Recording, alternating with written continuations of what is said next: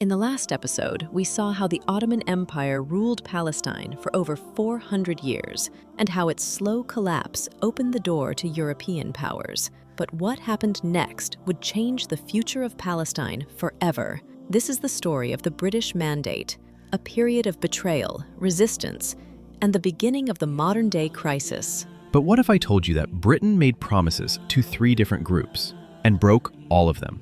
And that this mistake still fuels the conflict today. Say with me. As World War I ended, the Ottoman Empire collapsed. Britain, along with France, divided the lands of the former empire under secret deals like the Sykes-Picot Agreement, redrawing borders without consulting the people living there. Palestine fell under British control and was placed under a mandate by the League of Nations in 1920, a form of colonial rule dressed as international responsibility. But the British had already made conflicting promises.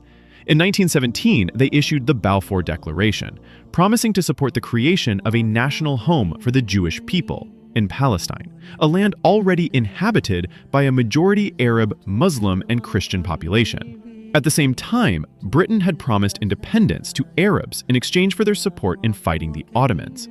These contradictions exploded as more Jewish immigrants, mostly fleeing persecution in Europe, began arriving in Palestine under British protection. Tensions between Arabs and Jews intensified.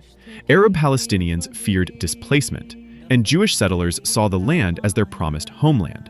Violence broke out in the 1920s and 30s from both sides, and Britain, unable to control the conflict it helped create, began issuing restrictions on immigration and land sales. But it was too late. The demographic and political makeup of Palestine had already changed.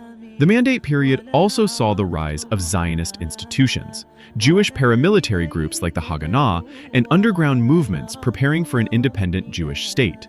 On the Arab side, resistance movements formed, demanding independence and warning against the growing threat of dispossession.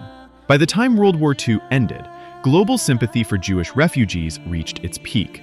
Britain, exhausted by the conflict and unable to find a solution in Palestine, handed the issue to the newly formed United Nations. In the next episode, we'll uncover how the United Nations proposed to divide Palestine into 2, and how that plan led directly to war, mass displacement, and the Nakba. Subscribe so you don't miss it.